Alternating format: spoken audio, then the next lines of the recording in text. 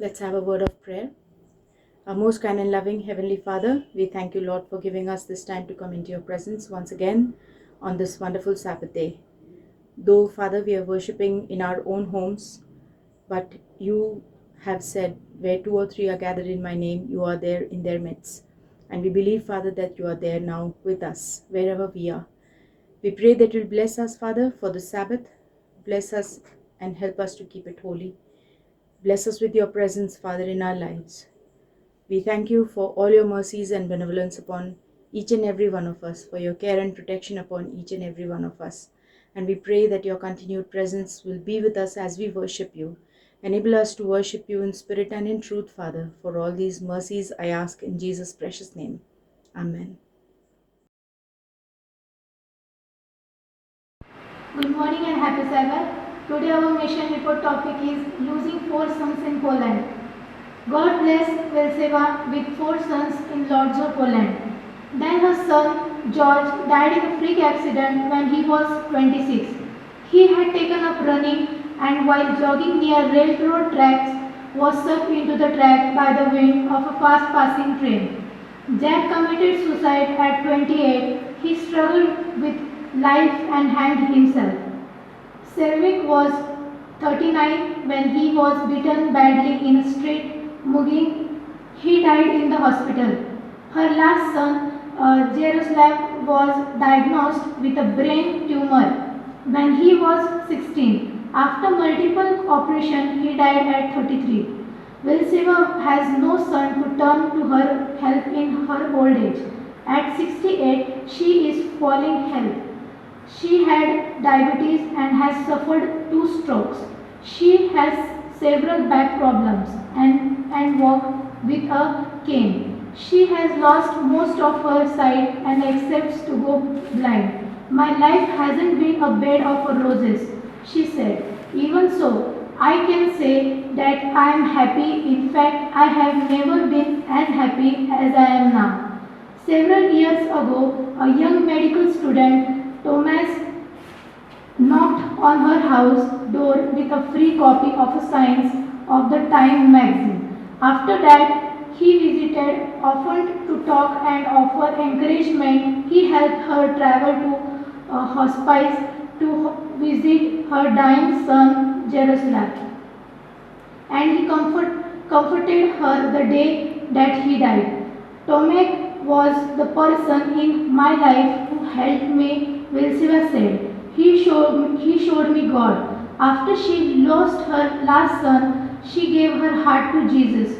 I feel like Job. She said, I have received so much and I have lost so much as well. But God has given me a second life, just like Job. Vilsiva loved Psalms 23:4, which reads, Yea, though I walk through the valley of the shadow of the death, I will fear no evil, for you are with me. Your rod, your staff, they comfort me. Vilsiva pictured also loves to share her life story with Adventist congregation. Young people usually respond with tears. She tells them that she would never want anyone to suffer an order like hers. God loves keeps me alive, she said. My new life began with baptism. Without God, I don't know what would have happened to me. Thank you for your tithes, Sabbath school offerings in 2017 that helped build a television studio for Hope Channel in Poland, broadcasting the gospel the Polish speaking world. Amen.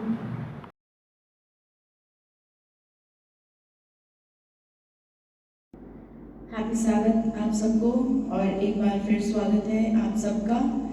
Hum lesson study की तरफ जाने वाले हैं और इससे पहले कि हम आगे बढ़ें एक छोटी सी प्रार्थना करते हैं। Our most kind and loving Heavenly Father, we thank you, Lord, for giving us this time to come into your presence.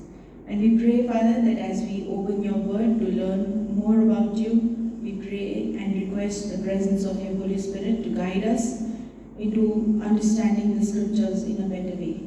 We pray for all those people who are following the lesson study with us right now. Bless them too, Father, wherever they are, and help them also to come closer to Thee, Lord, and develop a more meaningful relationship with Thee. We thank you, Father, for hearing and answering our prayer, for I pray in Jesus' precious name.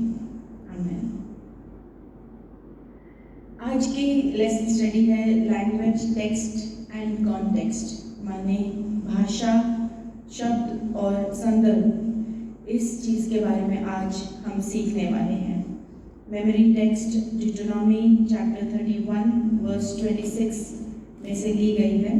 डिटोनॉमी chapter 31 end वर्स 26।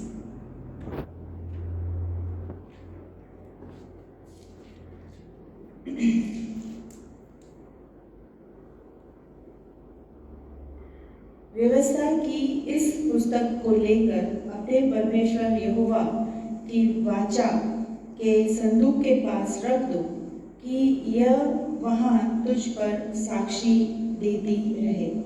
व्यवस्था की इस पुस्तक को लेकर अपने परमेश्वर यहोवा की वाचा के संदूक के पास रख दो कि यह वहाँ पर साक्षी देती रहे। Take this book of the law and put it by the side of the ark of the covenant of the Lord your God, that it may be there for a witness against you.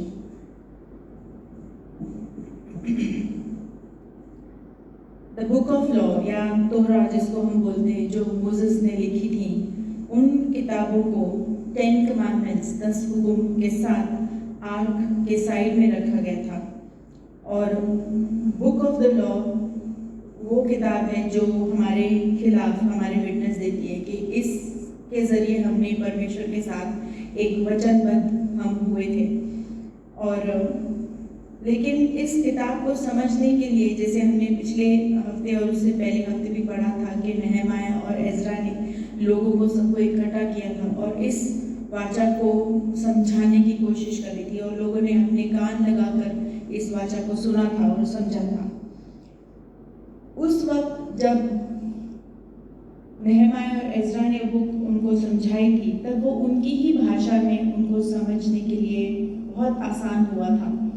लेकिन आज और उस वक्त भी, आज के दुनिया में अगर हम देखें तो 6000 भाषाएं जो हैं बोली जाती हैं दुनिया भर में, 6000 से ज़्यादा भाषाएं। और अगर हम सिर्फ हमारे देश की बात करें तो हमारे देश में, भारत देश में ही 6000 से ज़्यादा भाषाएं हैं, जो लिपियां हैं, जो अलग अलग, हम एक प्रदेश से दूसरे प्रदेश में जाते हैं तो भाषा हमारी बदल जाती है।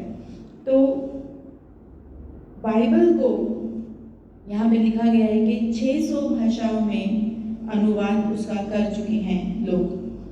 आज लोगों के पास अपनी अपनी भाषाओं में बाइबल को समझना आसान है।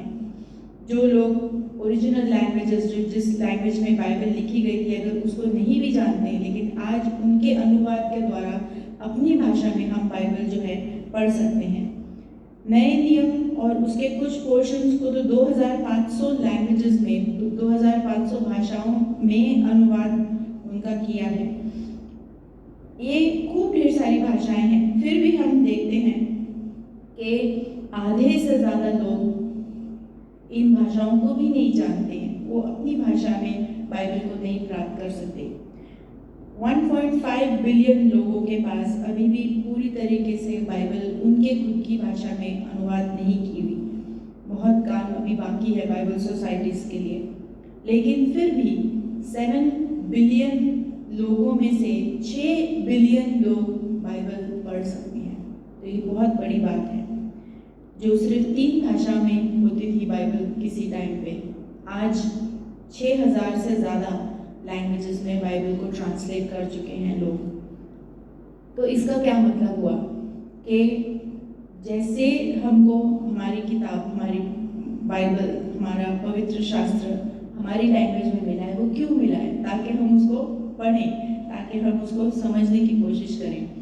ये पूरा जो लेसन स्टडी इस क्वार्टरली का है, इस तिमाही का है, ये सिर्फ उस तरफ हमें पुश कर रहा है कि क्योंकि आज आपके पास, आपके हाथों में बाइबल है, तो वो किसी शेल्फ में ना पड़ी रहे, शेल्फ में रख के वहाँ पे धूल ना जमी रहे उसके ऊपर, लेकिन वहाँ से लें और हम उसको पढ़ना शुरू करें।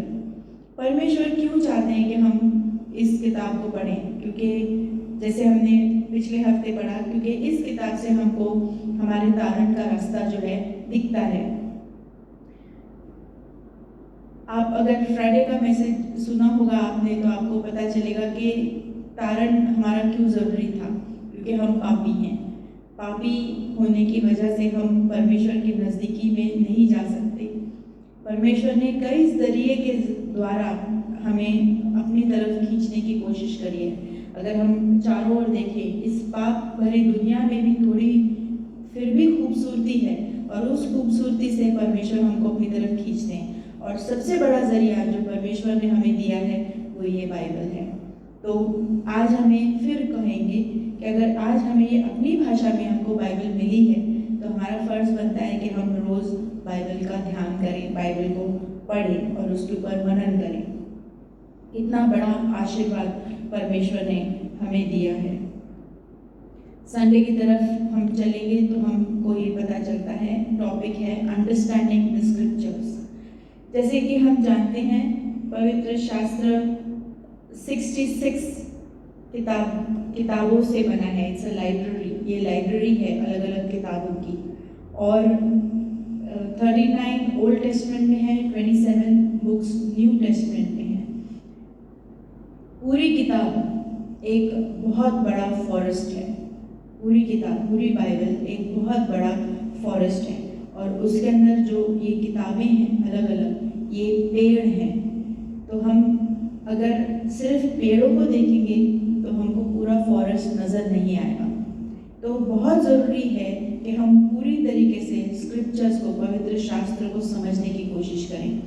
अगर हम दूसरे तिमोथी और इसका 3रा अध्याय 16 और 17वीं आयत पढ़ते हैं, तो वहाँ पे हमें पता चलता है कि परमेश्वर ने हमें बाइबल क्यों दी है।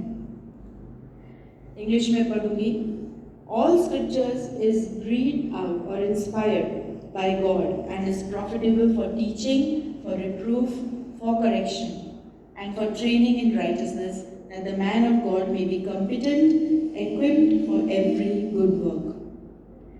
संपूर्ण पवित्र शास्त्र परमेश्वर की प्रेरणा से रचा गया है और उपदेश और समझने और सुधारने और धर्म की शिक्षा के लिए लाभदायक है, ताकि परमेश्वर की जन सिद्ध बने और हर एक भले काम के लिए तत्पर हो जाए। तो what is the purpose the Bible has been given to us? Purpose क्या है, उसका मकसद क्या है बाइबल को हमें देने के लिए?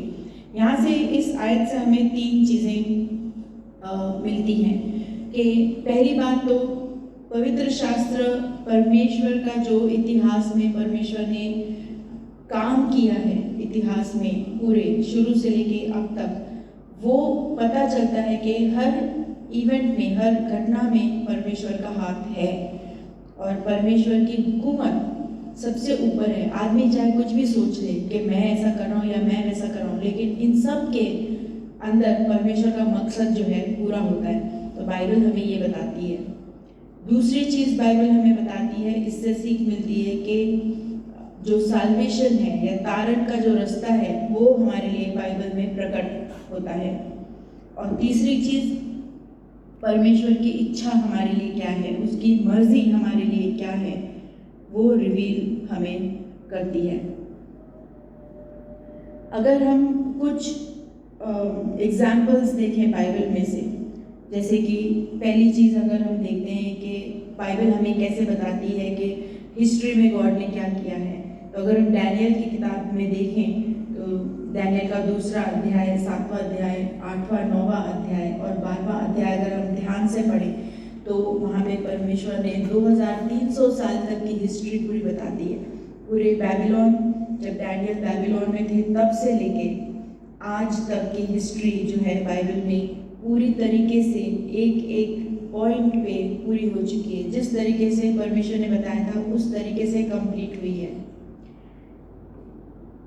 फिर न्यू टेस्टमेंट में अगर हम आते हैं तो यूहन्ना 1:29 में 29, जॉन 1:29 में लिखा है, वहाँ पे जॉन द बैप्टिस्ट जब यीशु मसीह को आते हुए देखते हैं जॉर्डन नदी में जब जीसस बैप्टिज्म लेने आ रहे होते हैं, तब जॉन द बैप्टिस्ट उनको देख के बोलता है, behold the lamb of God, देखो परमेश्वर का दिया हुआ कोकरा जो हमारे गुनाहों को अपने ऊपर उठा लेगा।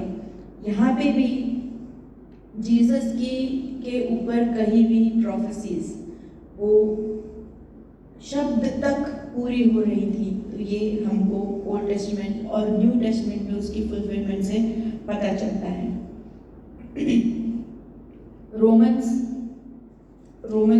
5:8 अगर हम पढ़ते हैं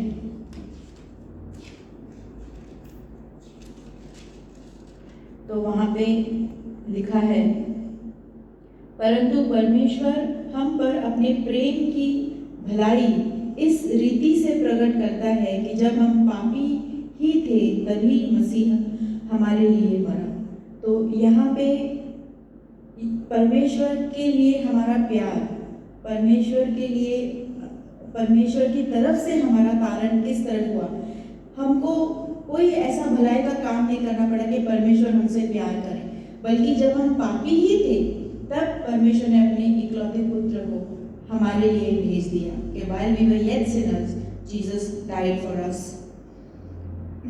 जॉन 3:16 ये आयत पूरी दुनिया में फेमस है और सब जानते हैं इसको, for God so loved the world, क्योंकि परमेश्वर ने इस दुनिया से इतना प्यार किया कि उसने अपने इकलौते पुत्र को भेज दिया ताकि उस पर कोई भी विश्वास करे तो वो उसका नाश ना हो, बल्कि वो सार्वकालिक जीवन को पाए। तो यहाँ एक ही आयत, अगर दुनिया में बाइबल ना हो, लेकिन अगर इस एक आयत पर अगर हम मनन करें तो हमको परमेश्वर का प्यार और परमेश्वर का तारण का रास्ता भी हमें मिल जाता है। लूक की किताब अगर हम खोलें 9वां अध्याय और 23rd वर्स अगर हम पढ़ें, लूक का 9वां अध्याय 23rd वर्स अगर हम पढ़ें, यहाँ पे लिखा है, उसने सबसे कहा, यदि कोई मेरे पीछे आना चाहे तो अपने आपे से इनकार करे और प्रतिदिन अपना क्रूस उठाए हुए मेरे पीछे हो ले। यहाँ पे हमें पता चलता है द वे ऑफ सैंक्टिफिकेशन। हाँ, हम जानते हैं कि यीशु मसीह हमारे लिए आए, हम पापी थे, उन्होंने हमारे लिए अपनी जान दी, उनके खून से हमें माफ़ी मिलती है और उनके खून से ही हमें शक्ति प्राप्त होती है कि हम अपने पापों पर विजय कैसे पाएं। तो ये एक समय का काम नहीं है, ये हमें रोज़ाना अपने आप को समर्पित करना पड़ेगा यीशु मसीह के।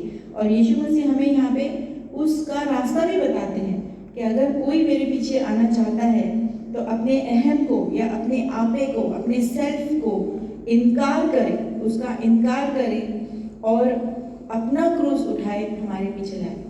पॉल बोलते हैं, आई डाई डेली, मैं हर रोज़ मरता हूँ। अगर हम हर रोज़ ना मरें तो हमको यीशु का दिखाया हुआ रास्ता, द वे ऑफ सैंक्टिफिकेशन, जिस तरीके से हम विक्ट्री पाएं, हम जीत जाएं पाप के खिलाफ जाके, वो रास्ता हमें यहाँ पे दिखा रहा है। फिर अगर हम रोम की किताब में जाएं और उसका 12वां अध्याय में देखें, रोमन्स 12th चैप्टर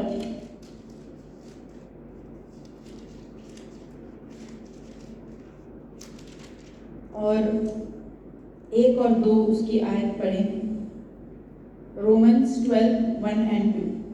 इसलिए हे भाइयों, मैं तुमसे परमेश्वर की दया स्मरण दिलाकर विनती करता हूँ कि अपने शरीरों को जीवित और पवित्र और परमेश्वर को भावता हुआ बलिदान करके चढ़ाओ, यही तुम्हारी आत्मिक सेवा है। इस संसार के सदृश न बनो, परंतु तुम्हारे मन के नए हो जाने से तुम्हारा चाल चलन भी बदलता जाए, जिससे तुम परमेश्वर की भली और भावती और सिद्ध इच्छा अनुभव से मामूल करते रहो। I appeal to you therefore, brothers, by the mercies of God, to present your bodies as a living sacrifice, holy and acceptable to God, which is your spiritual worship. Do not be conformed to this world, but be transformed by the renewal of your mind, and by testing you may discern what is the will of God, what is good and acceptable and perfect. तो Bible scriptures के द्वारा हमें परमेश्वर के की हमारी तरफ उनकी मर्जी क्या है कि हम कैसे अपने आप को जीवित सैक्रिफाइस अपने शरीरों को जीवित और पवित्र और परमेश्वर के भावता हुआ बलिदान करके चढ़ाएं। कैसे हम करें वो हमको स्क्रिप्चर्स बताती हैं। आगे बढ़ते हुए हम चलेंगे, हम ये जानते हैं मंडे के पोर्शन में है वर्ड्स एंड देयर मीनिंग, शब्द और उनकी अर्थ क्या है। शब्द के मतलब बाइबल में बहुत गहरे होते हैं। हर एक शब्द जो ओरिजिनल लैंग्वेज में अगर हम देखते हैं तो शब्दों के मीनिंग गहरे, लेकिन इंग्लिश में अगर हम बाइबल पढ़ते हैं, क्योंकि बहुत से ज़्यादातर लोग इंग्लिश में बाइबल पढ़ते हैं, तो एक एग्जाम्पल लेते हुए बताना चाहूँगी कि जॉन 21:15 में यीशु मसीह पतरस को 3 दफ़ा पूछते हैं कि पतरस क्या आप मुझसे प्रीति करते हो। इंग्लिश में है Peter do you love me, do you love me, do you love me, और पीटर का जवाब है yes I love you, yes I love you, you know that I love you. लेकिन अगर ओरिजिनल लैंग्वेज में अगर हम देखते हैं तो यहाँ पे लव का मतलब है अगापे। ग्रीक में लव शब्द के 3 हैं, अगापे, फिलियो, इरोस। तो यहाँ पे यीशु मसीह पीटर से पूछ रहे हैं डू यू अगापे मी, और पीटर उनको जवाब दे रहा है yes I feel you. Agape ऐसा प्यार है जो परमेश्वर का हमारे लिए है, और फीलियो ब्रदरली लव है कि जैसे एक भाई दूसरे भाई से प्यार करता है। तो यहाँ पे हमें पता चलता है कि शब्द और उनके जो मतलब हैं वो ओरिजिनल लैंग्वेजेस में काफ़ी गहरे और रिच होते हैं। मराठी और हिंदी भाषा में भी अगर हम पढ़ेंगे तो उनके अर्थ अलग अलग शब्द के द्वारा लिखे गए, ट्रांसलेट किए गए, और उससे पवित्र शास्त्र में और गहराई से हम लोग मनन कर सकते हैं। लेसन स्टडी में 2 शब्द के एग्जाम्पल्स दिए हैं, मर्सी या दया और पीस या शांति। उनकी ओरिजिनल लैंग्वेज में हिब्रू में है चेसेद, और पीस का मतलब है शालोम। जब हम हैप्पी सैबथ बोलते हैं या शैबथ शालोम बोलते हैं तो वो शब्द जो है पीस या शांति वो एब्स्ट्रैक्ट नहीं है या हमारे ख्यालों का एक कोई शब्द नहीं है, लेकिन सच में उसका एहसास हमें जब हम सैबथ को मानते हैं, पवित्र मान के रखते हैं, तो उस शांति का जो एहसास हमारे अंदर होता है वो शब्द को सच कर देता है, शब्द को एकदम रियल कर देता है। तो जब हम बाइबल पढ़ें तो हर एक शब्द के ऊपर मनन करते हुए उसको पढ़ें ताकि उस शब्द का एहसास और उसका एक्सपीरियंस, उसका अनुभव हमारी ज़िंदगी में मिले। ट्यूसडे के क्वेश्चन में चलेंगे। यहाँ पे टॉपिक है repetition, word patterns end meaning. Repetition यानी कि शब्दों को दोहराए जाना, उनका पैटर्न क्या है और फिर उससे अर्थ क्या निकलता है। तो एग्जाम्पल यहाँ पे दिया है जेनेसिस की किताब 1 अध्याय और 26 और 27 वर्स अगर हम पढ़ते हैं तो वहाँ पे हमको पता है कि यहाँ पे God created man in his own image and God created them male and female. यहाँ पे जोर जो शब्द है उसको जिस शब्द पे दिया जा रहा है वो है क्रिएटेड, यानी कि बार बार जब हम वो आयत को पढ़ते हैं तो उसके अंदर जो दोहराना है शब्द क्रिएट का, इसको जताता है कि परमेश्वर ने हमें बनाया है। और जैसे साम्स में भी लिखा है कि परमेश्वर ने हमें बनाया है, हमने अपने आप को नहीं बनाया। जैसे आज का जो थिंकिंग है कि एवोल्यूशन के ऊपर लोग ज़्यादा अपना विश्वास रख रहे हैं कि एक छोटे से वन सेल ऑर्गेनिज्म से दुनिया जो है बिलियंस ऑफ ईयर्स में बनी है, वो उनका विश्वास है।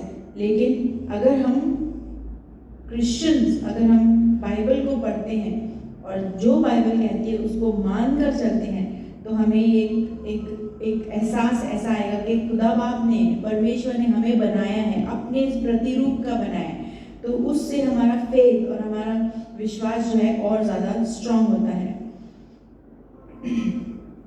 एक और आयत है यहाँ पे डैनियल चैप्टर 3, अगर हम पूरी किताब पढ़ेंगे इन आयतों को जो जैसे आपके लेसन स्टडी बुक्स में दी हैं, वर्स 1, 2, 3, 5, 7, 12, 14, 15 और 18, यहाँ पे एक वर्ड सेट अप 10 दफ़े रिपीट किया गया है। और इस चैप्टर में नेबुकदनेस्सर ने जो मूर्ति बनाई थी, सोने की मूर्ति, अपने स्वरूप की मूर्ति बनाई थी और उसके सामने लोगों को नमन करने के लिए कहा था।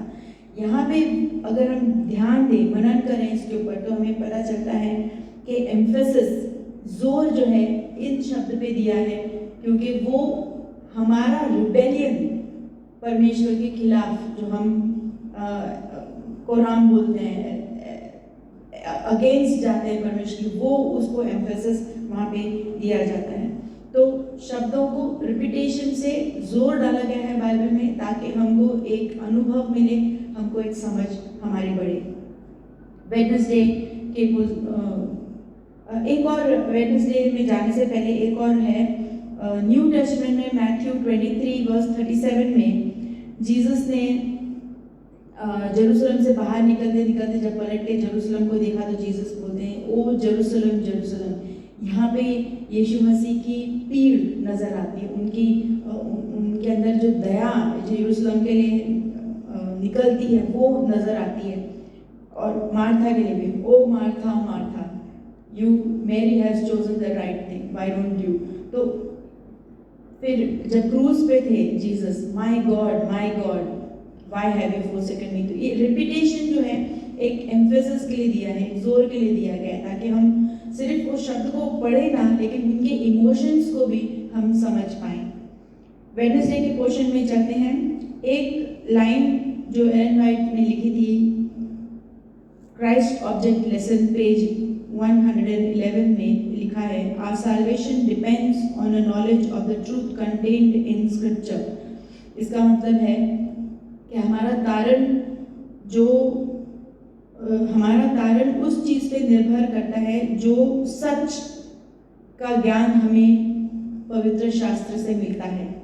तो इससे ये पता चलता है कि संदर्भ का समझना, संदर्भ का होना, संदर्भ के इर्द गिर्द ही हम अगर पवित्र शास्त्र को समझने की कोशिश करते हैं तो हमें सैल्वेशन, हमको तारण का रास्ता हमें पता चलता है।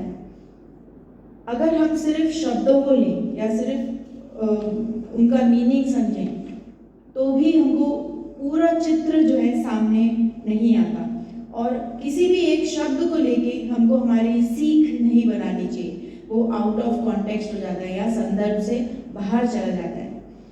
तो अगर हम एक सेंटेंस देखते हैं तो वो शब्दों से बना होता है।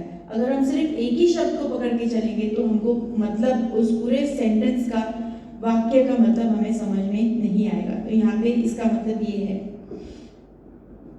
जैसे कि जेनेसिस चैप्टर 2 वर्स 7 में शब्द है एडम, वहाँ पे एडम के कई मतलब हैं। अगर हम वर्ड्स के हिसाब से चले तो हमको पता चलता है कि एडम का मतलब है आदमी भी, एडम खुद, और आदम मतलब जात पूरी, ह्यूमैनिटी को एक शब्द में बोला गया है, मैनकाइंड करके। जब एडम को बोला है तो एडम और ईव को भी बोला है, क्योंकि वहाँ पे दोनों को साथ में बनाया, दोनों को अपने प्रतिरूप का बनाया। तो एडम शब्द खुद एडम के लिए, एडम और ईव के लिए, और उनके द्वारा आने वाली पूरी नस्ल, पूरी जनरेशन, पूरा ह्यूमन काइंड के लिए भी एक शब्द यूज किया गया है। तो उसको हम आउट ऑफ कॉन्टेक्स्ट नहीं ले सकते। तो जब हम कोई आयत पढ़ते हैं तो उस शब्द को उसी संदर्भ में अगर हम लेके पढ़ें तो वो हमारे लिए ज़्यादा बेहतर होगा। थर्सडे के पोर्शन में बुक्स एंड देयर मैसेज, शब्द से हम किताब की तरफ पढ़ते हैं। जैसे मैंने शुरू में कहा था कि बाइबल पूरी एक फॉरेस्ट है और उसके अंदर लिखी गई किताबें ट्रीज हैं। तो अलग अलग ट्रीज और उनके फल या किताबें और उनका दिया हुआ मैसेज, वो हमें क्या कहता है।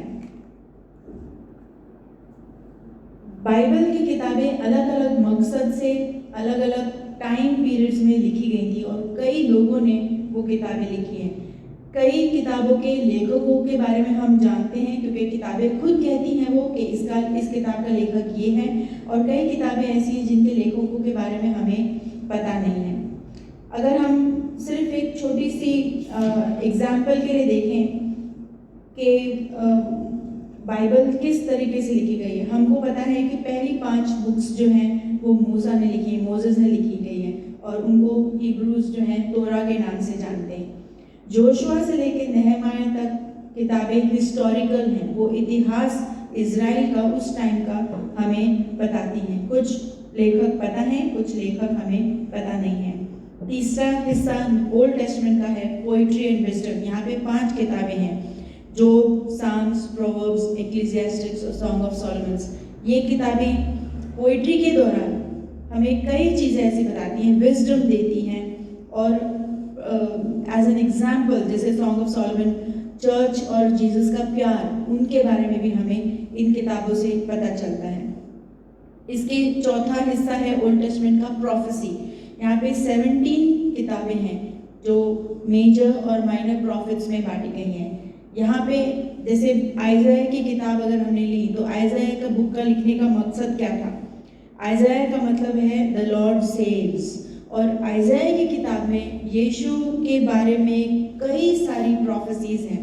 जैसे चैप्टर 53 यीशु के जिस तरीके से यीशु जिए इस दुनिया में, वो पूरी जो चैप्टर है वो हमको उससे पता चलता है। Isaiah is a book of judgement भी हो रहा है वहाँ पे, और कंफर्ट भी हो रहा है, और रेस्टोरेशन भी हो रहा है वहाँ पे, और मैसायनिक प्रोफेसीज भी इस किताब में हमें मिलती है। न्यू टेस्टमेंट की तरफ बढ़ते हैं तो न्यू टेस्टमेंट भी कई हिस्सों में बांटा गया है। मैथ्यू, मार्क, लूक और जॉन की किताब जो है गॉस्पल्स कहा जाता है उनको। ये किताबें अलग अलग राइटर्स ने, मैथ्यू ने, मार्क ने, लूक ने, जॉन ने लिखी हैं, और सब यीशु मसीह के बारे में बात कर रहे हैं। यहाँ पे यीशु मसीह ने उनकी पैदाइश कैसे हुई, उन्होंने ज़िंदगी कैसे जी, उनका वो कैसे पकड़े गए, उनको कैसे मारा गया, और वो कैसे फिर जी उठे और आसमानी बादशाह में गए, ये किताबें बताती हैं। एक हिस्ट्री की किताब है Acts, the Acts of the Apostles. वो पहले शुरुआत के चर्च की हिस्ट्री के बारे में हमें बताती हैं, और गॉस्पल कैसे हर जगह फैली उसके बारे में बताती हैं। फिर आती हैं एपिसल्स। एक्ट्स के बाद की किताब से लेके रेवलेशन से पहले तक की किताबें सारे लेटर्स हैं, एपिसल्स, जो अलग अलग डिसाइपल्स ने, जैसे कि पीटर ने, पॉल ने, और जूड ने, जेम्स ने और जॉन ने लिखी हैं। तो कई लोगों के लिए अलग अलग तरीके से, उन टाइम के चर्चेस के लिए जो आज भी हमारे लिए रेलेवेंट है, जो हमें भी ज़रूरत है उनके लेटर्स की, ये लेटर्स हमें बताते हैं। ये लेटर्स चर्चेस को एनकरेजमेंट देते हैं, फेथ बढ़ाते हैं, ट्रस्ट बढ़ाते हैं, और चर्च में किस तरीके से विश्वासियों को रहना चाहिए, टीचिंग्स क्या है, डॉक्ट्रिन्स क्या है, हमारा विश्वास क्या है, हमारा फेथ क्या है, हमारा बिलीफ क्या है, ये सारे लेटर्स जो डिसाइपल्स ने उन चर्चेस को लिखे थे वो आज भी हमें मिलते हैं।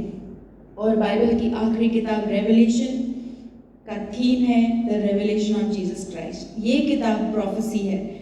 जैसे ओल्ड टेस्टमेंट में डैनियल और कई दूसरी किताबें प्रोफेसी हैं, वैसे रेवलेशन न्यू टेस्टमेंट की प्रोफेसी है। यहाँ पे यीशु मसीह खुद चर्चेस से बातें करते हैं, उनसे क्या चाहते हैं वो बताते हैं, और वो दोबारा कैसे आने वाले हैं, और उनके आने से पहले क्या क्या होने वाला है, और उनके आने के बाद क्या होने वाला है, वो सारी चीज़ें जो हैं बुक ऑफ रेवलेशन हमें बताती है।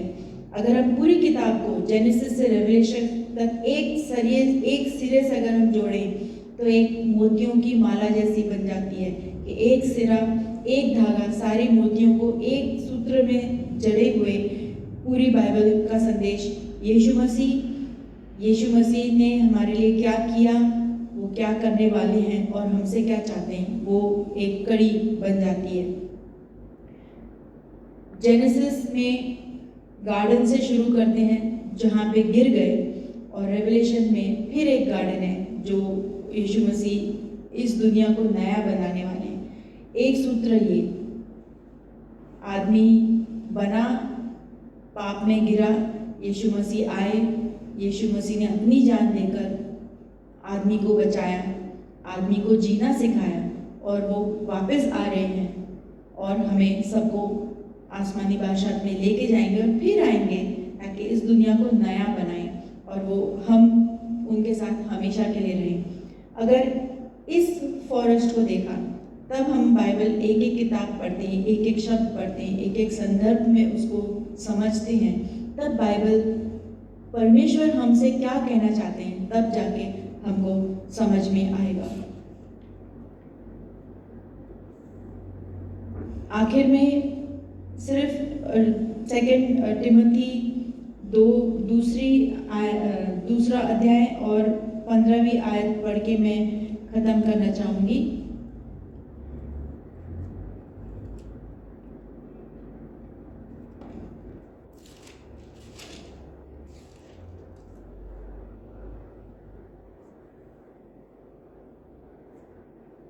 दूसरा टिमोथी दूसरा अध्याय और 15वीं आयत। अपने आप को परमेश्वर का ग्रहण योग और ऐसा काम करने वाला ठहराने का प्रयत्न कर जो लज्जित होने ना पाए और जो सत्य के वचन को ठीक रीति से काम में लाता हो। इंग्लिश में, do your best to present yourself to God as one approved, a worker who has no need to be ashamed, rightly handling the word of truth.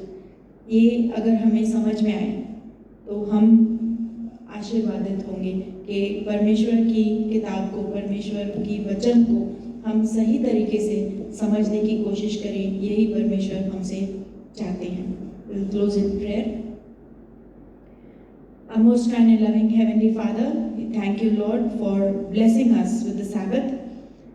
For blessing us with your word, with the Holy Scriptures, Father, and for making us to understand, Lord, that we need to rightly divide the word of truth so that the big picture can be understood by us and that we will know the way of salvation and walk according to your will, Father, so that we can be saved into your kingdom. Thank you for blessing us, Lord, for I pray in Jesus' precious name. Amen.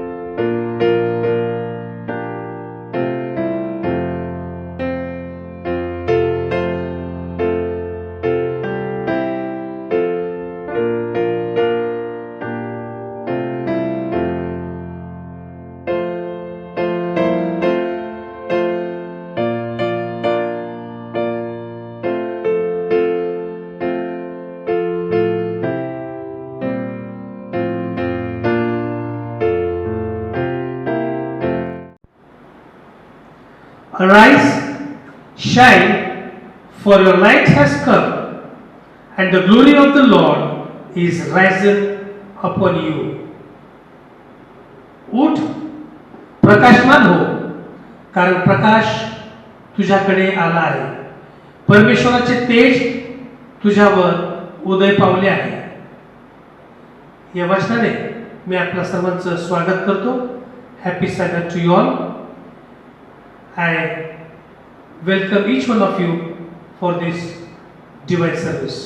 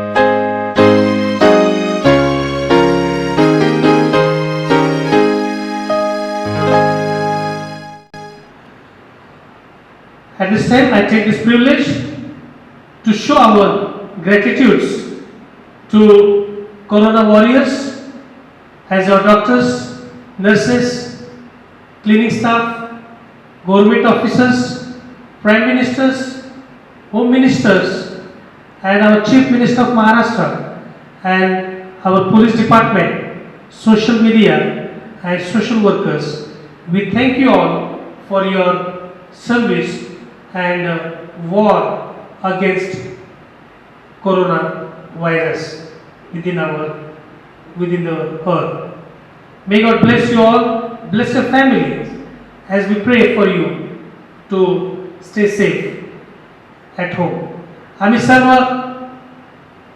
Corona व्हायरसच्या विरुद्ध लढणारे जे आमचे doctors आहेत, nurses आहेत, तसेच स्वच्छ सफाई कामगार आहेत, गव्हर्नमेंट ऑफिसर्स आहेत, आमचे पंतप्रधान, आमचे गृहमंत्री, आमचे तसेच मुख्यमंत्री, सर्व पोलीस यंत्रणा, सोशल मीडिया, तसेच सामाजिक सेवा करणारे सेवकगण, समाजसेवक या सर्वांना आम्ही यांचं हार्दिक अभिनंदन करतो, शुभेच्छा देतो, कारण ते कोरोना व्हायरसच्या विरुद्ध लढत आहेत. आमच्या संरक्षणासाठी ते अहोरात्र रस्त्यावरती विशेष करून पोलीस यंत्रणा उभी आहे आणि कार्यरत आहे. आम्ही त्यांच्यासाठी, त्यांच्या परिवारांसाठी आमच्या सेव्हन्थ एंट्री चर्च औरंगाबाद या ठिकाणी विशेष प्रार्थना करणार आहोत आणि त्यांचं देखील रक्षणासाठी आम्ही प्रार्थना करणार आहोत. माझ्या प्रिय मंडळीओ, आपण प्रार्थनेत असूया. प्रार्थना हे आमचं फार मोठं हत्यार आहे की प्रार्थनेच्या द्वारे आम्ही अनेक विश्वासणारे लेकर म्हणून परमेश्वराचं कार्य करू शकतो. जे अशक्य आहे ते शक्य आम्ही प्रार्थनेद्वारे करू शकतो. एकमेकांची काळजी घ्या, स्वतःची काळजी घ्या, घरामध्ये सुरक्षित राहा आणि प्रार्थनामय जीवन आपल्या कुटुंबामध्ये जगा. तसेच सरकारचे नियम जे आहेत ते आपण कडेकोटपणे पाळूया. अशा अवस्थेमध्ये, अशा या परिस्थितीमध्ये आपल्यासाठी प्रार्थनेचं फार मोठी चांगली योजना या ठिकाणी करण्यात आलेली आहे. आणि लक्षात ठेवा की जसे पवित्र मंदिर आहे, चर्च आहे, असा आम्ही मनामध्ये बाळगतो विश्वास, तसेच आम्ही खात्री धरावी की परमेश्वर आम्हाला आमच्या ठिकाणी पवित्र करणार आहे. आमचं घर हे प्रार्थनेचं घर म्हणून तो करत आहे आणि त्याने किंबहुना केलेला आहे. कारण परमेश्वर म्हणतो जिथे दोघे किंवा तिघे तेथे मी उपस्थित आहे. आणि तसेच हे पावित्र्य मनामध्ये राखून, हे पावित्र्य आमच्या जीवनामध्ये राखून आम्ही आमच्या घरामध्ये बसून आम्ही भक्तीमध्ये सहभागी होऊ.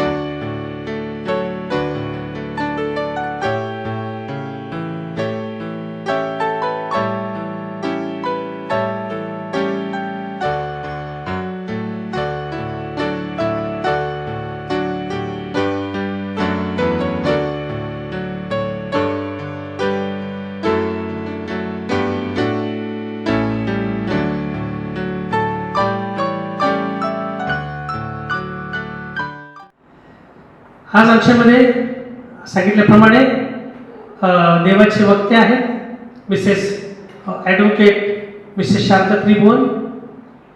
त्यांची माहिती या ठिकाणी मी देत आहे थोडक्यात. ॲडव्होकेट मिसेस शारदा विलास त्रिभुवन खाजेकर या देवाच्या सेविका आहेत आणि मिस्टर आपल्याला माहीतच आहे, त्याचा परिचय आपल्याला आहे, मिस्टर विलास त्रिभुवन यांच्या त्या पत्नी आहेत आणि त्यांनी त्याचं जन्मस्थळ त्यांचं जे आहे ते केवाडी, गंगापूर तालुका, जिल्हा औरंगाबाद या ठिकाणी आहे आणि ते सुप्रसिद्ध आहेत. खाजेकर त्या ठिकाणी आपल्याला ठाऊकच आहे, देवपरी त्यांना निवडलेलं आहे. त्यांनी त्यांचं संपूर्ण शिक्षण हायस्कूलचं औरंगाबाद आणि केवाडी या ठिकाणी केलेलं आहे, गंगापूर या ठिकाणी केलेलं आहे. त्यानंतर त्यांनी त्यांचं कॉलेजचं शिक्षण जे BSc नर्सिंग आहे ते त्यांनी औरंगाबाद या ठिकाणी केलेलं आहे.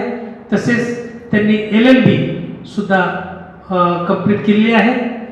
परमेश्वर त्यांना आशीर्वाद दिलेला आहे आणि त्या सध्या रिटायर्ड प्रिन्सिपल आहेत, जे government nursing college civil hospital Aurangabad या ठिकाणी त्या रिटायर झालेल्या आहेत, प्रिन्सिपल, गव्हर्नमेंट प्रिन्सिपल म्हणून नर्सिंगच्या.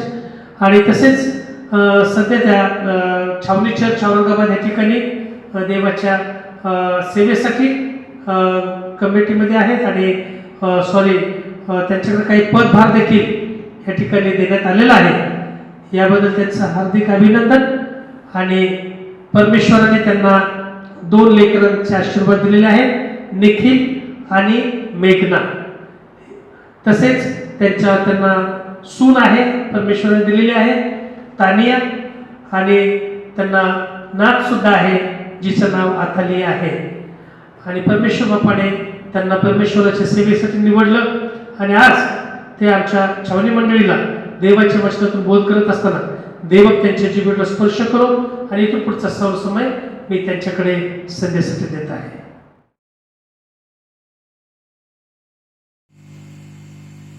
ख्रिस्तात सर्वांना सलाम.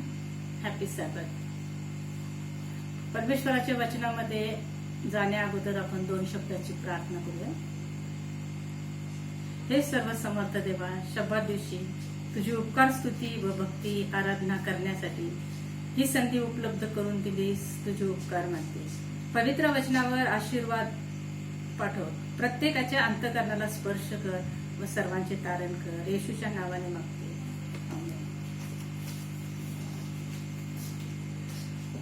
आजच्या शपथ दिवसाच्या संदेशासाठी निवडलेलं वचन आहे यिर्मया याचा 8वा अध्याय आणि 20वे वचन.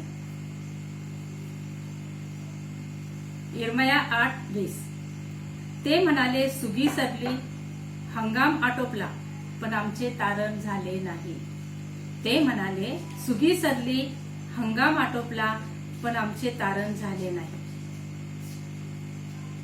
फार वर्षापूर्वी यिर्मया संदेशाच्या कारकिर्दीत यहुदियातील सर्व यहुदी लोक, देवावर विश्वास ठेवणारे देवाचे विश्वासू लोक परमेश्वरापासून दुरावले होते.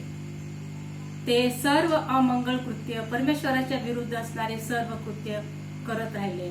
देवापासून ते दूर गेले आणि देवाला त्याचं फार वाईट वाटलं, देवाला दुःख झालं होतं.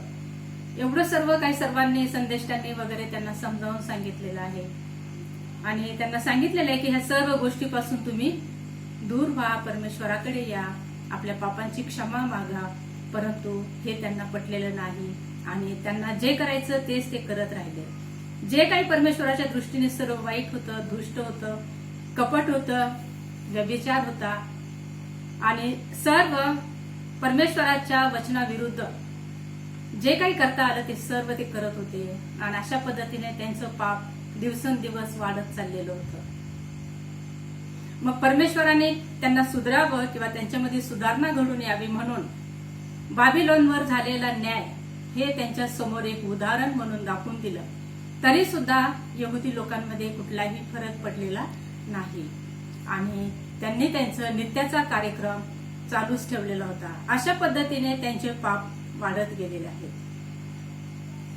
त्यानंतर 2 वर्षासाठी नबुकदनेजर राजाने यरुशलेमावर ताबा घेतलेला आहे, कब्जा केलेला आहे आणि ह्या 2 वर्षामध्ये त्यांचे संकट, त्यांच्यावरती खूप मोठे संकट आले, एकामागून एक संकट येत गेले आणि त्यानंतर ते मात्र आता खूप त्रासले होते. ते रडू लागले, ओरड करू लागले, त्यांनी आक्रोश केला आणि ते म्हणाले, जे आता मी वचन वाचलेलं आहे ते म्हणाले, सुगी सरली, हंगाम आटोपला, पण आमचे तारण झाले नाही. तर अशा पद्धतीने नबुकदनेझर राजाच्या 2 वर्षाच्या कारकिर्दीत त्याच्या अधिकाराखाली त्याच्या बंदिस्त हे लोक राहिले आणि त्यांना खूप त्रास झालेला आहे. त्यांच्यावर एका पाठोपाठ एक वेगवेगळ्या समस्या आणि संकटे येऊ लागली. आता ते संकटे सहन त्यांना आता होत नव्हते, त्यामुळे ते आता ओरड करू लागले. त्यानंतर त्यांचे हे सर्व दुष्ट कृत्य जे परमेश्वराच्या विरुद्ध जे अमंगल कृत्य त्यांनी केले होते त्यांचा ते स्वीकार करत नव्हते. त्यांना कधीच वाटलं नाही की आपण एवढे वाईट कामं करत आहोत. त्यांना ते अमान्य होतं. उलट त्यांनी अंतःकरण नम्र करून आपल्या पापांची क्षमा मागण्याऐवजी त्यांना प्रत्येक वेळेस वाटायचं की परमेश्वराने आमच्या मदतीला धावून यावं, आम्हाला या संकटामधून सोडवावं. परंतु तसं काही होत नव्हतं. आणि मग प्रत्येक वर्षी हंगाम यायचा, हंगाम जायचा, हंगाम यायचा, हंगाम जायचा, परंतु त्यांची परिस्थिती काही बदलली नाही. ते पाप करतच राहिले आणि त्यांच्यावरती संकट येतच राहिले. आणि त्यांच्या ह्या पापामुळे त्यांनी जे भयानक पाप केलेले होते ते पाप खूप झाले होते आणि त्यामुळे त्यांना त्याची शिक्षा मिळत गेलेली आहे. जैसी करणी वैसी भरणी ही जी म्हण आहे त्याचप्रमाणे बायबलमध्ये सुद्धा वचन आपण वाचतो. बायबलमध्ये सांगितलेले आहे की आपण जे पेरतो ते उगवते, आपल्या कर्माचे फळ आपल्याला भेटतेच. तर अशा पद्धतीने यांनी पाप केलं आणि ते भयानक त्रासामधून जाऊ लागले.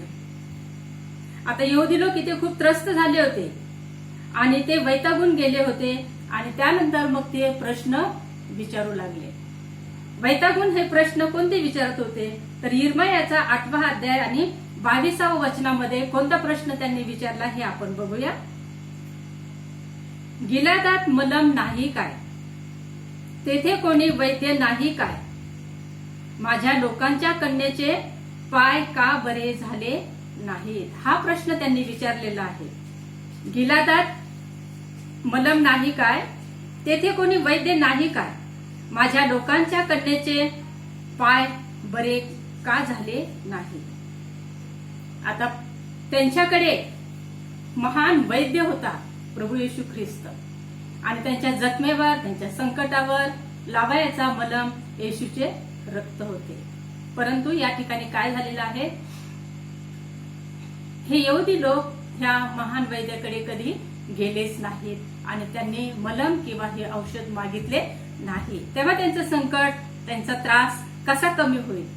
ते गेले असते तर निश्चित त्यांना हा वैद्य भेटला असता. ह्या वैद्याने त्यांच्या जखमेवर मलमपट्टी केली असती, त्यांना औषधोपचार दिला असता आणि त्यांचा त्रास आणि त्यांची संकट हे कमी झाले असते किंवा कायमचे बरे झाले असते. कारण परमेश्वर दयाळू आणि कृपाळू आहे. तो सदैव मदत मागणाऱ्यांची मदत करण्यास तयार असतो. तेव्हा हंगाम आटोपला आणि त्यांचे तारण झालेच नाही. त्याचप्रमाणे सध्याच्या जगामध्ये सुद्धा असे अनेक लोक आहेत जे पवित्र शास्त्रातील वचनाकडे दुर्लक्ष करतात. पवित्र शास्त्राचं वचन ते मनापासून वाचत नाहीत, ऐकत नाहीत, त्यावर मनन करत नाहीत. तात्पुरत्या स्वरूपात ते वाचतात आणि सोडून देतात. परंतु देवाचं वचन जर आपण नियमित वाचलं तर आपल्याला आपल्या पापांचे पश्चाताप करण्यास प्रेरणा मिळते, आपल्याला देवाकडे जाण्याची प्रेरणा मिळते. परंतु यांनी तसे केलेले नाही. हे लोक जास्तीत जास्त यहुदी लोक पाप करत होते आणि वेगवेगळ्या संकटाला सामोरे जात होते. आता हे संकटे कोणत्याही स्वरूपाचे असू शकतात. एक तर नैसर्गिक संकट असू शकतं, रोगराई, महापीडा असू शकते, महामारी असू शकते किंवा मानवाने निर्माण केलेले संकट असू शकतात. या संकटापैकी कुठलेही संकट त्या ठिकाणी आलेले असणार आहे. आणि मग संकट आल्यानंतर मात्र ते म्हणतात, देव कुठे आहे, तो आम्हाला या संकटामधून का सोडवत नाही. असं म्हटल्यानंतर परत आपल्याला माहितीच आहे की मानवाचा स्वभाव कसा आहे. मानवी मुळात स्वभावच असा आहे, पाप किंवा चूक एक करतं आणि त्याचा मोबदला दुसरं भरून देतं. म्हणजे आपण केलेल्या चुकांचा जे दोष आहे तो आपण दुसऱ्यांवर लावतो आणि स्वतः त्यामधून सही सलामत निसटून जातो. हा मानवी मूळचा स्वभाव आहे. त्याचप्रमाणे इथे सुद्धा झालेलं आहे. तर त्यासाठी आपण गलतीकारास पत्र 6 अध्याय 7 वचन वाचूया. गलतीकारास पत्र 6 अध्याय 7 वचन. फसू नका, देवाचा उपहास व्हावयाचा नाही, कारण मनुष्य जे काही पेरितो त्याचेच त्याला पीक मिळेल. परत एकदा वाचते. फसू नका, देवाचा उपहास व्हायचा नाही, कारण मनुष्य जे काही पेरितो त्याचेच त्याला पीक मिळेल. प्रियानो, परमेश्वर अत्यंत सहनशील आणि धीराचा परमेश्वर आहे.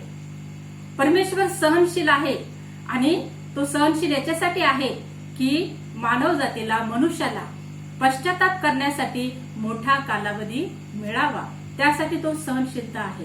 तेव्हा सहनशीलतेचा कालावधी मोठा आहे आणि हा मोठा याच्यासाठी आहे की प्रत्येक मनुष्याला, प्रत्येक मानवाला या ठिकाणी आपल्या पापाची क्षमा मागण्याची संधी मिळावी, परमेश्वराकडे त्यांनी वळावं, परमेश्वराच्या मार्गाने चालावं, आपले सर्व दुष्कृत्य त्याने सोडून द्यावं, यासाठी आपल्याला हा सहनशीलतेचा कालावधी परमेश्वराने दिलेला आहे.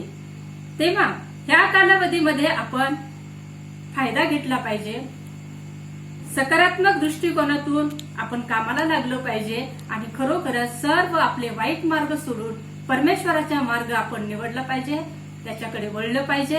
आपल्या झालेल्या अपराधांची, पापांची आपण क्षमा परमेश्वराकडे मागितली पाहिजे.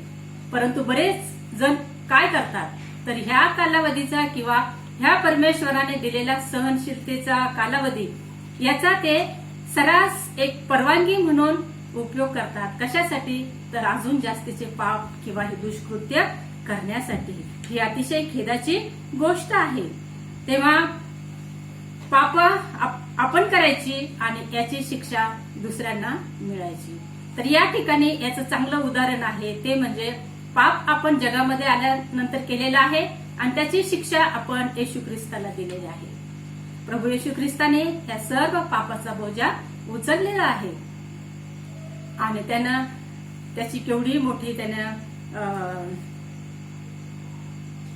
शिक्षा भोगलेली आहे की त्याने आपला क्रूस खांबावर प्राण आपल्यासाठी दिलेला आहे, त्याचं रक्त ओतलेलं आहे आणि त्यानं ओतलेल्या ह्या रक्तामुळे आपल्याला आरोग्य प्राप्त झालेलं आहे. आपलं सर्व संकटामधून, पापामधून आपल्याला मुक्तता मिळालेली आहे, म्हणजेच आपलं तारण झालेलं आहे. तेव्हा ही गोष्ट आपण कधी विसरायचं नाही आणि त्यामुळे आपण पाप करायचं नाही. जरी आपल्या हातून पाप झाले असतील, कारण आपण मुळातच पापी आहोत, तरी सुद्धा आपण परमेश्वराकडे वळायचं, आपल्या पापांची क्षमा मागायची आणि त्याच्या मार्गाने आपण चालायचं, म्हणजे आपल्याला आरोग्य प्राप्त होईल. कारण त्याला बसलेल्या फटक्याने आपल्या सर्वांना आरोग्य प्राप्त झालेलं आहे. आपल्याला घाबरायचं कारण नाही, कारण एवढी मोठी आशा परमेश्वराने आपल्यासाठी ठेवलेली आहे. घाबरून जाऊ नये, देवावर विश्वास ठेवा.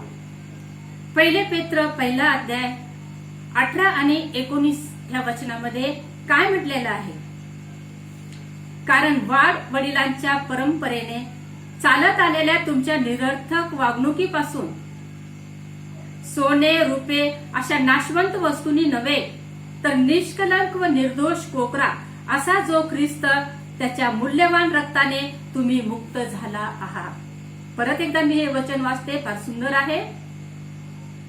कारण वाढ वडिलांच्या परंपरेने चालत आलेल्या तुमच्या निरर्थक वागणुकीपासून सोने, रुपे अशा नाशवंत वस्तूंनी नव्हे, तर निष्कलंक व निर्दोष कोकरा असा जो ख्रिस्त त्याच्या मूल्यवान रक्ताने तुम्ही मुक्त झाला आहात.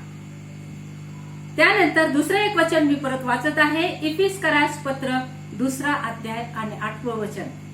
इफिसकरास पत्र 2 अध्याय 8 वचन. या ठिकाणी म्हटलेले आहे, कारण कृपेनेच विश्वासाच्या द्वारे तुमचे तारण झालेले आहे आणि हे तुमच्या हातून झाले असे नाही, तर हे देवाचे दान आहे. किती सुंदर वचन आहे प्रियानो या ठिकाणी.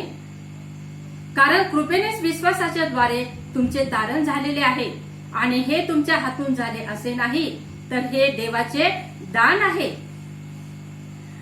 आता यहुदी लोकांनी देवाविरुद्ध अनेक पापे केले, त्यांचे पाप खूप झाले होते, त्यांनी अमंगल कृत्य केले, परंतु तरी सुद्धा देव त्यांच्यावर तेवढीच प्रीती करीत होता.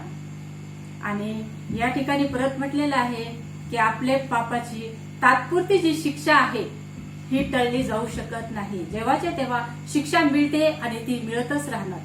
परंतु सार्वकालिक पापाची जी शिक्षा आहे ती मात्र टाळली जाऊ शकते. कशी टाळली जाऊ शकते?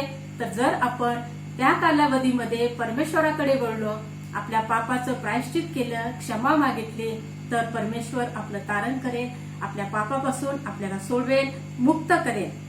तेव्हा आपण त्याच्यावर विश्वास ठेवायचा आहे. दुसरं वचन मी परत या ठिकाणी वाचत आहे. 1 तिमोथीकरास पत्र 2 अध्याय आणि 4 वचन. त्याची अशी इच्छा आहे की सर्व माणसांचे तारण व्हावे व त्यांनी सत्याच्या परिपूर्ण ज्ञानाप्रत पोहोचावे. परत एकदा वाचते.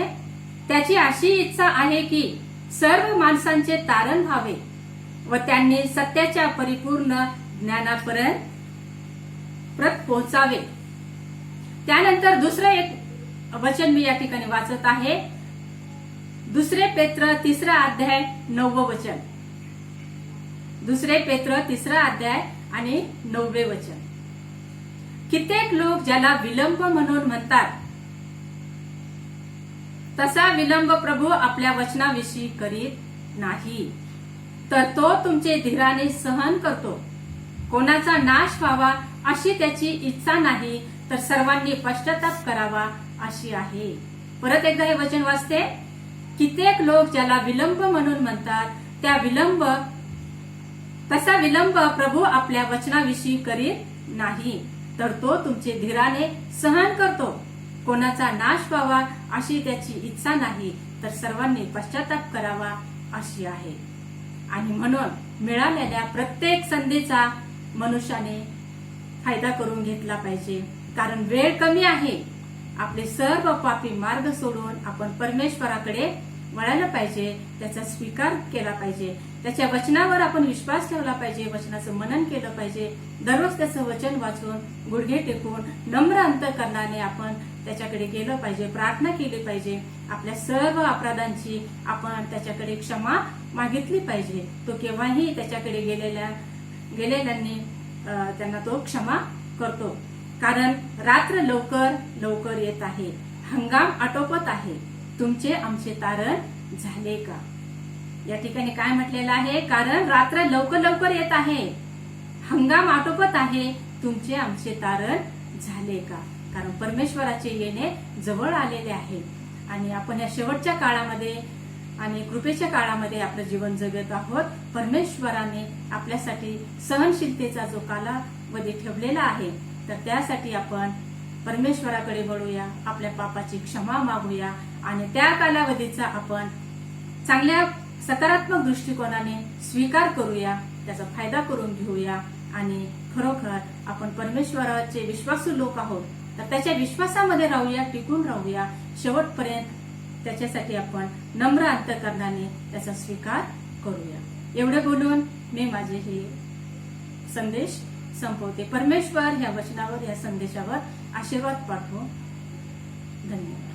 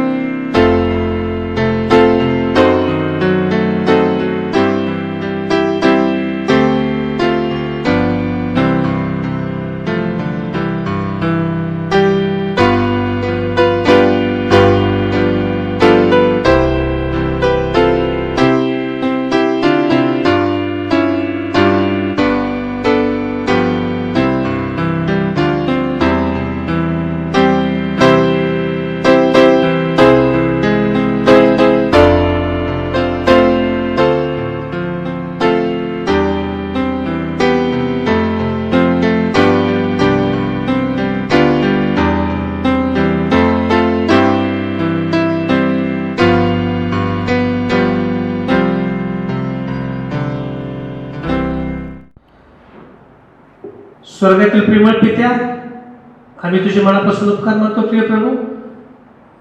देवा, तुझ्या वचनातून आज तुझी सेविका मिसेस ॲडव्होकेट शारदा त्रिभुवने बोललेल्या आहेत. देवबाबा, त्यांच्या जीवावर तू स्पर्श केलास आणि त्यांच्याद्वारे तू आमच्याशी बोललास. तुझे मनापासून उपकार मानतो. पवित्र देवा, आमच्या छावणी मंडळीवर तुझा विपुल मोठा असा आशीर्वाद पाठव. आमची छावणी मंडळी देवा तुझ्या सानिध्यामध्ये, तुझ्या दयेमध्ये, तुझ्या कृपेमध्ये वाढत असताना देवबाबा त्यांना तू अधिक आशीर्वादित कर. देवा, त्यांना आशीर्वाद देऊन तू उपकृत कर. त्यांच्या घरामध्ये तुझं ऐक्य, बरकत, प्रीती, शांतता सदैव नांदू दे. त्यांच्या लेकराबाळांना तू आशीर्वादित कर. त्यांच्या लेकराबाळांच्या शिक्षणात त्यांचं सहाय्य कर. त्यांचे लेकराबाळ काम, उद्योग धंदा करत असताना त्यांच्या उद्योगधंदे त्यांना तू सहाय्य कर माझ्या प्रभू. देवबाबा, प्रत्येकाच्या घरातलं तेल, मीठ, पीठ तू आशीर्वादित कर. प्रत्येक बहिणीच्या घरातलं कुपीतलं तेल, कणकीतलं पीठ देवा तू कधी संपू देऊ नको. त्यांची परत तू आशीर्वादित कर माझ्या येशू. आणि खरोखर देवा, त्यांना तू अधिक आशीर्वादित कर. आमच्या प्रिय सर्व मंडळीतील महिला, आमचे बहिणी आणि आमचे प्रिय बंधू जन, आमची यूथ, आमचे देवबापा सर्व डिपार्टमेंट डायरेक्टर्स, चर्च सर्वांना आशीर्वाद पाठव. सर्व संगती राहा. आठवण करतो आणि प्रार्थना करतो देवा आमच्या नॉर्थ महाराष्ट्र सेक्शनसाठी, जे आमचं नॉर्थ महाराष्ट्र सेक्शन अहोरात्र कार्य करत आहे. देवाची सेवा लोकांपर्यंत घेऊन जाण्यासाठी लोक जनसेवा करत असताना प्रभू प्रत्येक आमच्या ॲडमिनिस्ट्रेशनवर तुझा मोठा असा आशीर्वाद पाठव. आणि आमच्या ॲडमिनिस्ट्रेशनला देवबापा तू संगती घेऊन चालव अशी मी तुला आग्रहाची प्रार्थना करतो. आमच्या जेवढ्या स्कूल्स आहेत त्या स्कूलची आठवण करतो. स्कूल ॲडमिनिस्ट्रेशन, सर्व विद्यार्थी, आमच्या शाळेमध्ये शिकणारे विद्यार्थी, पालकवर्ग सर्वांचा आशीर्वाद पाठव. आणि प्रभू सर्व शाळेची उन्नती कर, प्रगती कर, भरभराट तू कर. माझ्या प्रिय परमेश्वर बाप्पा, मी प्रार्थना करतो माझे येशू. आम्ही आमच्या सर्व डिपार्टमेंटसाठी प्रार्थना करतो देवबाप्पा. आमच्या सर्व डिपार्टमेंट्स आशीर्वादित कर. आमच्या वेस्ट इंडिया युनियनची आठवण करतो, सदर एशिया डिव्हिजनची आठवण करतो, जीसीची आठवण करतो प्रभू. सर्व कामगारांना तुझे खूप मोठा असा आशीर्वाद पाठव. सर्व संगती राहा. प्रत्येकाला सुखी निरोगी तू ठेव. प्रार्थना करतो माझ्या देवबाप्पा, विशेष करून डॉक्टर्स, नर्सेस संपूर्ण जगामध्ये देवबाप्पा कोरोना व्हायरसची परमेश्वर बाप्पा त्याची लढवाई म्हणून परमेश्वर बाप्पा ते लढत असताना त्याच्या विरुद्ध त्यांचं तू विशेष सहाय्य कर देवबाप्पा. त्यांना तू आशीर्वाद दे. आणि देवबाप्पा सेवा करत असताना त्यांना कुठल्या प्रकारची लागण होऊ देऊ नको. आणि प्रभू, जे लागण झालेले पेशंट्स आहेत, रुग्ण आहेत, त्यांची आठवण करतो प्रभू. त्यांना तू त्याच्यातून मुक्त कर. आणि त्यांना प्रभू येशू कळू दे की येशू ख्रिस्त हा त्यांची प्रार्थना ऐकणारा आणि अनेक त्याच्या सेवकांची प्रार्थना ऐकणारा परमेश्वर आहे. जरी आम्ही त्या लोकांना ओळखत नाही, परंतु तू प्रत्येकाला ओळखतोस प्रभू. आणि म्हणून प्रत्येक करोना बाधित व्यक्तीने देवबाप्पा निगेटिव्ह व्हावं. आणि देवबाप्पा डॉक्टर्स, नर्सेसला तू यश द्यावं. सर्व पॅथॉलॉजीचे टेक्निशियन्स आहेत त्यांच्या सर्वांची आठवण करतो. त्यांनी योग्य तो रिपोर्ट द्यावा. आणि परमेश्वर बाप्पा, तुझी सेवा हे पृथ्वीवरती त्यांनी आशीर्वादित करावी असं तू हो दयेने कृपेने आशीर्वाद देऊन तू उपकृत कर.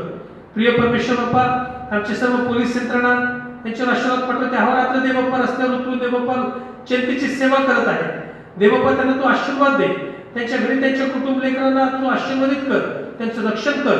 आणि तसेच माझ्या देवबाप्पा, आमच्या प्रदेशामध्ये, आमच्या देशामध्ये प्रभू परमेश्वर लोकांनी सरकारचे नियम पाळावे, घरामध्ये सुरक्षित राहावं. आणि देवबाप्पा परमेश्वर सरकारला देवबाप्पा सहकार्य करावं. आणि आपल्या परिवाराला त्यांनी सहकार्य करावं. आणि परमेश्वर बाप्पा, हे करोनाचं परमेश्वर बाप्पा वाढ त्यांनी त्याची छेद, ही साखळी त्यांनी तोडावी, थांबवावी असं तुझ्या दयेने कृपेने आशीर्वाद तू प्रत्येकाला दे. प्रत्येकाला आपली जिम्मेदारी चांगल्या रीतीने समजण्यासाठी तू विशेष सहाय्य कर. प्रिय परमेश्वर बाप्पा, मी प्रार्थना करतो आमचे सर्व हे ठिकाणी सफाई कामगार, मुख्यमंत्री, तसेच आमचे प्राईम मिनिस्टर्स आणि देवबाप्पा होम मिनिस्टर्स, सर्व सरकारी कर्मचारी, तसेच आमचे मीडियावाले परमेश्वर बाप्पा, पत्रकार परिषद आणि परमेश्वर बाप्पा सर्व लोकांचा आशीर्वाद पाठव. सोशल वर्कर्स, समाजाची सेवा करणारे देवबाप्पा, या सर्वांचा आशीर्वाद पाठव. आणि प्रभू परमेश्वर बाप्पा, जे जे आमचे लोक परमेश्वर बाप्पाचे कामापासून वंचित आहेत, त्यांना परमेश्वर बाप्पाचे लोक गरीब घरामध्ये बसलेले आहेत परमेश्वर बाप्पा, त्यांना पैशा पाण्याची अडचण आहे देवबाप्पा, त्यांना अन्न पाण्याची अडचण आहे देवबापा त्यांच्या अन्नपाण्याची गरज तू भागव, पैसे पाण्याची गरज भागव देवबापा. तसेच त्यांना मेडिकल वैद्यकीय सेवा देखील तू त्याची सेवा तू त्यांना भागव प्रभू, त्याच्यातून त्यांना मदत कर परमेश्वर बाप्पा. ही सर्व आमची प्रार्थना तू तुझ्याकडे दुपारपर्यंत पोहोचू दे आणि देवबापा जगाला समजू दे की केवळ प्रभू येशू ख्रिस्त हा जगाची प्रार्थना ऐकणारा, प्रत्येक व्यक्तीची तो प्रार्थना ऐकणारा परमेश्वर आहे. प्रत्येक पापी आणि पवित्र जे कोणी असतील धार्मिक त्या सर्वांची प्रार्थना परमेश्वर ऐकतो.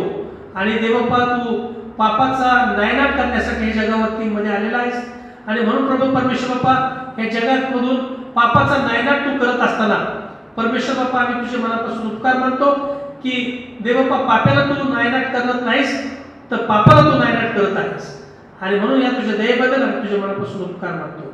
देवबापा आमची प्रार्थना तू ऐकलीस, आम्हाला उत्तर दिलंस म्हणून तुझे उपकार मानतो आणि प्रार्थना आणि विनंती आमचा तारणारा प्रिय प्रभू येशू ख्रिस्त याच्याच प्रिय पवित्र नावाने प्रार्थना केली म्हणून तू आहे. आमेन. हे आमच्या स्वर्गातील बाप्पा, तुझे नाम पवित्र मानले जाओ, तुझे राज्य येऊ, जसे स्वर्गात तसे पृथ्वीवरी तुझ्या इच्छेप्रमाणे हो.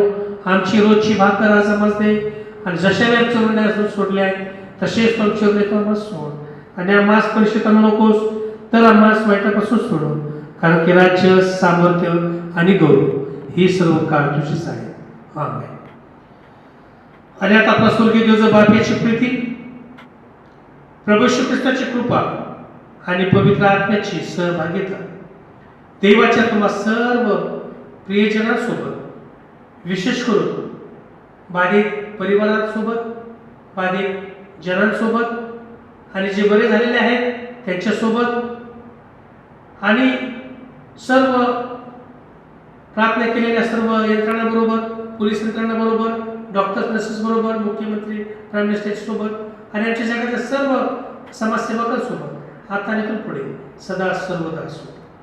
आमेन.